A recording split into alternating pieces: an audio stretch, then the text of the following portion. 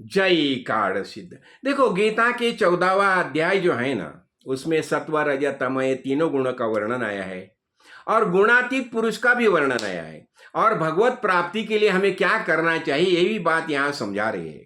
तो देखो हम देख लेंगे भगवान क्या बताए। देखो भगवान क्या बता रही है। ऊर्ध्वं गच्छन्ति सत्त्वस्था मध्ये तिष्ठन्ति राजसः जगन्य गुणवृत्तिस्था अधो गच्छन्ति तामसः। संक्षेप में उसने क्या बताया।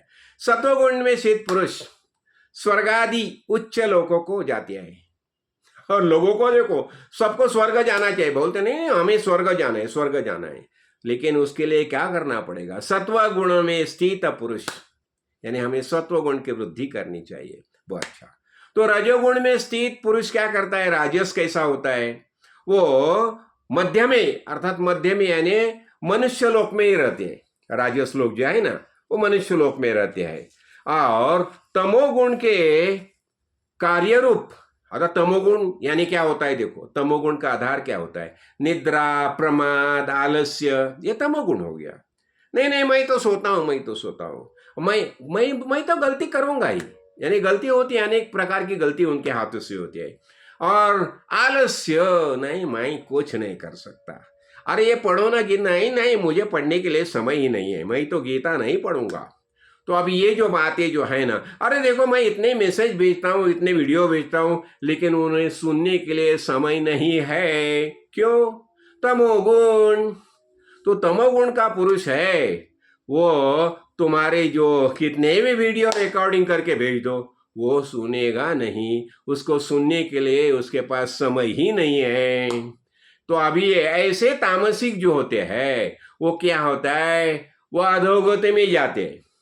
यानी तिर्यक तम तामसा यान्ति, तिर्यक योनि में जाते हैं तमोगुणी जो होते हैं ना। अतः इसमें तिर्यक योनि क्या है, वो कीट हो जाएंगे, पशु हो जाएंगे, नीच योनि में जाएंगे। तो अभी इसका अर्थ क्या हो गया। इसका अर्थ खुद को उत्क्रांत करना ये हमारे हाथ में है। इसलिए ही यही संत संग, देखो महापुरुष हमें बार बार क्या क्यों ये समझाते हैं। श्री कृष्ण भगवान ने ये भगवत गीता का जो अर्जुन को प्रबोधन किया, क्यों किया है, सब हमारे लिए, हम ये अर्जुन हैं। तो भगवान समझाते हैं कि तुम्हें खुद की प्रगति करनी होगी, खुद का विकास करना होगा। तो ये आलस्य छोड़ दो, तमोगुण से उत्क्रांत हो जाओ और तुम सत्व गुण में आ जाओ। और जब ही ऐसा हो जाएगा तो ही तुम्हारी प्रगति हो जाएगी। यानी क्या होता है, यानी प्रयत्नों को प्राधान्य दिया है, प्राधान्य दिया है। देखो हमें विल पावर तो रहती है। कभी कभी क्या बताए, आजकल मैं देखता हूं, नहीं रे हमारे नसीब में ही नहीं है, हमारा फेट ही ऐसा है, इसलिए ऐसा हो गया। अब ये नहीं तो, लेकिन ये फेट और ये सब किसने निर्माण किए, हमने हमारे कर्म से निर्माण किए ना। तो अभी देखो, अभी हम अच्छी तरह से उसके ऊपर ये कर सकते हैं, कंट्रोल कर सकते हैं। तो ये जो जितने जितने तमोगुण के लक्षण हैं वो हम दूर कर सकते हैं, और जितने जितने सत्वगुण के लक्षण हैं उनकी वृद्धि वृद्धि कर सकते हैं। यानी हमें अधिकार है, हम संत संग में आ सकते हैं, उत्तम साहित्य का स्वाध्याय कर सकते हैं, हाँ, शास्त्र ग्रंथ का आधार ले सकते हैं, आत्मज्ञानी महापुरुष की शरण ले सकते हैं। और यही सब हमारे हाथ में, हमारे अखत्यारी में है।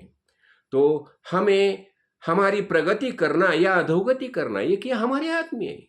तो the choice is ours, our choice. इसलिए मैं सोचता हूं कि जितना हो सके, अभी चातुर्मास तो है, हम अच्छे अच्छे कर्म करें, अच्छे ग्रंथ का स्वाध्याय करें, और इससे क्या हो जाएगा, हम जीवनानंद अनुभव कर सकते हैं। देखो सुदैव से देखेगा ना, आजकल हरेक लोगों को बहुत तरीके से रोटी, कपड़ा, मकान तो उपलब्ध है।